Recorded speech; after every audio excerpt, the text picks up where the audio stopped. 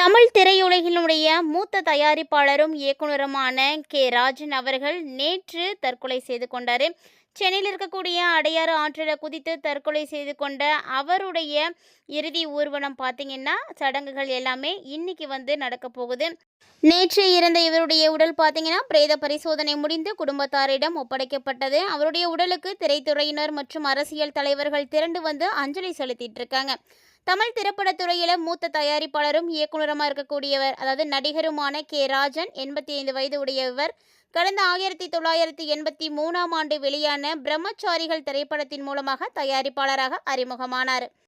Double, சவல் பாவம், நினைக்காத நாளிலே உள்ளிட்ட பல படங்களை தன்னுடைய தயாரிப்பு நிறுவனத்தின் மூலமாக உருவாக்கினார். 1991ஆம் ஆண்டு வெளியான நம்ம ஊரு மாரியம்மா திரைப்படத்தின் மூலமாக இயக்குனராகவும் அறிமுகமானார். தொடர்ந்து உணர்ச்சிகள் போன்ற திரைப்படங்களை இயக்கி கொடுத்திருக்காரு. கபடி கபடி, பாம்பு சட்டை, துணிவு, பாகசூரன் உள்ளிட்ட பல திரைப்படங்களில் நடிகராகவும் நடித்துள்ளார். தமிழ்நாடு திரைப்பட தயாரிப்பாளர் சங்கம் மற்றும் தமிழ்நாடு திரைப்பட விநியோகஸ்தரர்கள் சங்கம் போன்ற அமைப்புகளில் முக்கிய பொறுப்புகளை வகித்தவர் ராஜன். கடந்த ஒரு சில வருடங்களாகவே திரைப்பட இசை வெளியீட்டு விழாக்கள் மற்றும் திரைத்துறை நிகழ்ச்சிகளில் தொடர்ந்து பங்கேற்று சிறிய பட்ஜெட் தயாரிப்பாளர்களுடைய பிரச்சனைகள், நடிகர்களுடைய சம்பள உயர்வு மற்றும் தயாரிப்பாளர்கள் எதிர்கொள்ளக்கூடிய நிதி சிக்கல்கள், இப்படி எல்லாத்த குறித்தும் வெளிப்படையாக தன்னுடைய கருத்துக்களை தெரிவிச்சிருக்காரு. அது மட்டும் இல்லாமல் இளம் இயக்குநர்களுக்கு குறைந்த செலவில் திரைப்படம் தயாரிப்பது குறித்து ஆலோசனைகளையும் வழங்கி வந்திருக்காரு. அதே போல் சமீபத்தில் வெளியாகி இருக்கக்கூடிய ப்ராமிஸ் திரைப்பட விழாவில் பங்கேற்றதே அவருடைய கடைசி பொது நிகழ்ச்சியாகும் அப்படின்றது குறிப்பிடத்தக்க ஒரு விஷயம். ராஜனுடைய மறைவுக்கு தமிழ்நாட்டினுடைய முதலமைச்சர் ஜோசப் விஜய் உள்ளிட்ட தமிழ் திரைப்படத்துறையினர், அரசியல் தலைவர்கள் மற்றும் ரசிகர்கள் அப்படின்னு பலரும் ஆழ்ந்த இரங்கல்களை தெரிவித்திருக்காங்க. இந்த துயரமான முடிவுக்கு பின்னாடி என்ன காரணங்களானது இருக்குது, இது மாதிரியான விஷயங்கள் குறித்து பல்வேறு விதமான யூகங்களானது எழுந்திருக்குங்க. ஸோ அதை பற்றி இந்த பதிவில் நம்ம தெளிவாக தொடர்ந்து பார்க்கலாம். ராஜன் கடந்த ஒரு சில காலமாகவே மன உளைச்சலில் இருந்ததாகவும், திரைத்துறையில் நிலவி வரக்கூடிய ஒரு சில மறைமுக நெருக்கடிகள் மற்றும் வயது முதிர்வு சார்ந்த தனிப்பட்ட காரணங்களால் அவர் இந்த விபரீத முடிவை எடுத்திருக்கலாம் அப்படின்னு நெருங்கிய வட்டாரங்களால் பேசப்பட்டு இருக்குங்க. குறிப்பாக சொல்லப்போனால் சிறிய தயாரிப்பாளர்களுடைய உரிமைகளுக்காக தொடர்ந்து குரல் கொடுத்த வந்தவருக்கு திரையுலகில் ஏற்பட்ட ஒரு சில ஏமாற்றங்கள் மன ரீதியாக ஒரு பாதிப்பை ஏற்படுத்தியிருக்கலாம் அப்படின்னும் சொல்லப்படுது. அதே போல் போலீஸ் தரப்பில் இருந்து இந்த சம்பவம் குறித்து தீவிர விசாரணையானது மேற்கொள்ளப்பட்டு வந்துட்டுருக்கு. அடையாறு ஆற்றில் அவர் குதித்த போது அங்கிருந்த சாட்சிகளிடமும் அவருடைய குடும்பத்தாரிடமும் காவல்துறையினர் வாக்குமூலமும் வாங்கியிருக்காங்க.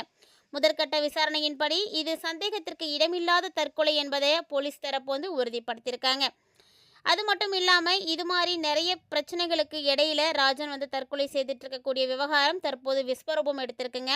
நேற்றுக்கு முன்னாடி சென்னை அடையாறு ஆற்றில் ராஜன் திடீரென குதித்து உயிரை மாய்த்துக்கிட்டாரு. அவரது உடல் பிரேத பரிசோதனைக்காக அனுப்பப்பட்டது. அதாவது சென்னை ராயப்பேட்டை அரசு மருத்துவமனைக்கு அனுப்பி வச்சிருக்காங்க. ஸோ நேற்றுக்கே போஸ்ட்மார்ட்டம் எல்லாம் முடிஞ்சு அவருடைய உடல் பார்த்தீங்கன்னா குடும்பத்தார்கிட்ட முறைப்படி ஒப்படைச்சிட்டாங்க. இதைத் தொடர்ந்து சென்னை அடையாற்றில் இருக்கக்கூடிய அவரது இல்லத்தில் திரையுலகினர் அஞ்சலிக்காக உடல் வைக்கப்பட்டிருக்கு. ஸோ இன்னைக்கு அவருடைய இறுதி ஊர்வலம் நடைபெற போகுதுங்க. சென்னை மயானத்தில் உடல் அடக்கம் செய்யப்பட இருப்பதாக குடும்பத்தினர் தெரிவிச்சிருக்காங்க. திரையுலகில் ஒரு சகாப்தம் இப்படி ஆற்று நீரில் மூழ்கி தற்கொலையோடு முடிந்திருக்கிறத எல்லாருமே ரொம்பவே கஷ்டத்தோடு இருக்காங்க. மேலா துயரில் ஆழ்த்திருக்கு அப்படின்னு தான் சொல்லணும்.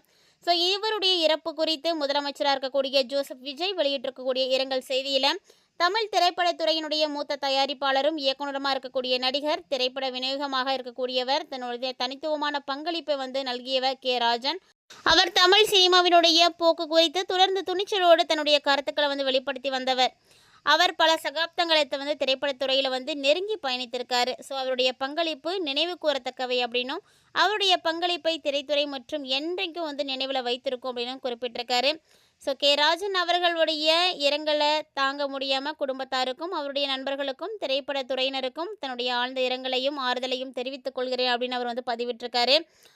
அதாவது ராஜனுக்கு இது மாதிரி திடீர்னு ஏற்படுறதுக்கான காரணங்கள் என்ன அப்படின்னு நிறைய விஷயங்கள் பேசப்பட்டு இருக்குங்க. ஹாலிவுட்டில் பிரபலமான தயாரிப்பாளராக இருந்த ராஜன் நேற்று ஆற்றுல குதித்து தற்கொலை செய்துக்கிட்டார் இல்லையா? இதுக்கான முக்கியமான காரணமாக என்ன சொல்லப்படுது அப்படின்னா கடன் தொல்லை காரணமாக தான் இவர் சூசைட் பண்ணிக்கிட்டாரு அப்படின்ற ஒரு தகவல் வெளியாகி இருக்கு. அதே போல் குடும்பத்தாருக்கும் இடையே நிறைய பிரச்சனைகளானது ஏற்பட்டிருக்கு. ஸோ இதனால இவர் வந்து குடும்ப பிரச்சனையால் தனியாக வந்து வசித்து வந்திருக்காரு. ஸோ இதுதான் தற்கொலைக்கு காரணம் அப்படின்னு சொல்லப்படுது.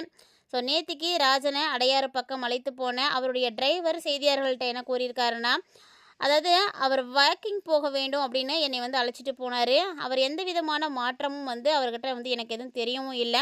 சாதாரணமாக தான் இருந்தார். அவரை காரில் இறக்கி விட்டுட்டு கண்ணாடி வழியை பார்த்தபோது எனக்கு அப்போ ஒரு சந்தேகமானது வந்தது. ஸோ நான் ஓடி போய் பார்க்கறதுக்குள்ளே அவர் வந்து குதிச்சிட்டாரு.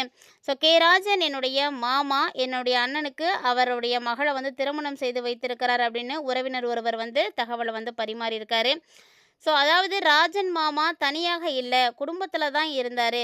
குடும்பத்தால் தான் இப்படி ஒரு முடிவு எடுத்துட்டாரு அப்படின்னு சொல்கிறதெல்லாம் உண்மை கிடையாதுங்க. அதாவது அவருக்கு சத்தம் அப்படின்றது பிடிக்காது அப்படின்றதுனால தான் அவர் அங்கே இருந்தார். இரவு நேரத்தில் தனியாக வந்து தூங்க மாட்டார். அதனால் மகன் பிரபு தான் தன்னுடைய அப்பாவோட தூங்குவார். அவர் தனிமையிலெல்லாம் கிடையவே கிடையாது. வீட்டில் இருந்து தான் உணவு செய்து கொடுத்தோம். அவர் வெளி சாப்பாடும் சாப்பிட்டது கிடையாது. ராஜன் மாமாவுக்கு 2 ஆண்டுகளாக இருதய நோய் பிரச்சனைகள் இருந்தது. அதற்காக அவருக்கு பைபாஸ் சர்ஜரியும் வந்து செய்திருக்காங்க. ஸோ 4 நாட்களுக்கு முன்னாடி கூட பார்த்தீங்கன்னா ஃபேஸ் மேக்கர் வந்து வச்சுருந்தாங்க. ஸோ அதுக்கு 12 லட்சம் வந்து செலவானது. குடும்பத்தாரோடைய ஆதரவோடு தான் எல்லாமே வந்து நடந்துகிட்ருக்கு. ஸோ அவர் பார்த்தீங்கன்னா இது வரைக்கும் யார்கிட்டையும் வந்து கடன் வாங்கினது கிடையவே கிடையாது. ஸோ கடன் பிரச்சனையால் அவர் இறந்தார் அப்படின்றத அவங்க வந்து யாருமே வந்து ஏற்றுக்கல. அதாவது இவர் கடன் கொடுத்து தான் ஏமாந்துருக்காரு அப்படின்னு வந்து சொல்லப்படுதுங்க. ஒரு 20 கோடிக்கு மேலே வந்து கடன் கொடுத்துருக்காரு. ஸோ அந்த காசு திரும்பி வராமல் போயிருக்கு. அந்த கடன் பிரச்சனை, குடும்ப பிரச்சனையால் அவர் வந்து இறக்கலாம் கிடையாது. குடும்பத்தார் அவரை ரொம்ப ரொம்ப பாசமாக நல்லபடியாக தான் பார்த்துக்கிட்டு வச்சிட்டு இருந்தாங்க அப்படின்னு சொல்கிறாரு. கடந்த 4 நாட்களுக்கு முன்னாடி குடும்பத்தார் கூட தான் இருந்திருக்காரு. இந்த நிலையில் வாக்கிங் போகிறேன் அப்படின்னு கிளம்பி போன இடத்துல இப்படி வந்து செஞ்சுக்கிட்டாரு. அதாவது அவர் யார்கிட்டையும் கடன்லாம் வாங்க கிடையாது. அவர் தான் வந்து நிறைய பேருக்கு வந்து உதவி செய்திருக்கிறாரு. யார் என்ன தவறு செய்தாலும் உடனே வந்து கேள்வி கேட்பார். 2 ஆண்டுகளாகவே பார்த்தீங்கன்னா அவருடைய உடல்நிலையும் அவருக்கு வந்து சரியாக வந்து ஒத்துழைப்பு கொடுக்கல. இந்த வழியை தாங்கிக்க முடியாமல் தான் இவர் வந்து இப்படி பண்ணியிருக்கலாம் அப்படின்னும் சொல்கிறாரு. ஸோ தலை வந்து ரொம்ப பாரமாக இருக்குது, தூக்கமே வரல அப்படின்னு 2 நாளைக்கு முன்னாடி கூட வந்து சொன்னார். ஸோ ஒரு நாளைக்கு முன்பு பார்த்தீங்கன்னா 300 மாத்திரைகள் வந்து வாங்கியிருக்காரு. இனி நாம் யாருக்கும் கஷ்டம் கொடுக்கக்கூடாது அப்படின்னு என்ன நினைத்தாரோ என்னவோ, அவரால் ஒரு இடத்துலவே இருக்கவே முடியவே முடியல. ஸோ வேலை செஞ்சுக்கிட்டே தான் இருப்பார். எங்கேயும் வந்து ஓஞ்சி போய் உட்கார்றவர் கிடையவே கிடையாது. அதனால் அவர்கிட்ட வந்து காசு வாங்கி நிறைய பேர் ஏமாற்றிட்டாங்க. அந்த ஒரு மன உளைச்சலில் தான் அவர் வந்து இருந்தார். அதன் காரணமாக கூட இவர் வந்து தற்கொலை பண்ணியிருக்கலாம் அப்படின்ற ஒரு செய்தியானது வெளியாகி இருக்குது. ஸோ இவர் வந்து குடும்பத்தாரோட இல்லை அப்படின்றது தவறான ஒரு விஷயம். அதே மாதிரி இவர் கடன் வாங்கிட்டு கடன் பிரச்சனையால் வந்து இறக்கலை அப்படின்றதையும் வந்து குறிப்பிட்டிருக்காங்க. ஸோ எந்த ஒரு நபராக இருந்தாலும் அளவுக்கு அதிகமாக கடன் வாங்குறதுனாலையும் கடன் கொடுக்கறதுனாலையும் கூட தன்னுடைய மன உளைச்சல் அதிகமாகும் அப்படின்றது இதன் மூலம் நிரூபணம் ஆயிருக்கு. ஸோ இதை பற்றி உங்களுடைய கருத்துக்களை மறக்காமல் கமெண்ட் பாக்ஸில் வந்து கமெண்ட் பண்ணுங்கள். இது போன்ற அப்டேட்ஸ் எல்லாம் நீங்கள் உடனுக்குடன் தெரிஞ்சுக்கிறதுக்காக சேனலை சப்ஸ்கிரைப் பண்ணிவிட்டு ஃபாலோ பண்ணிக்கோங்க.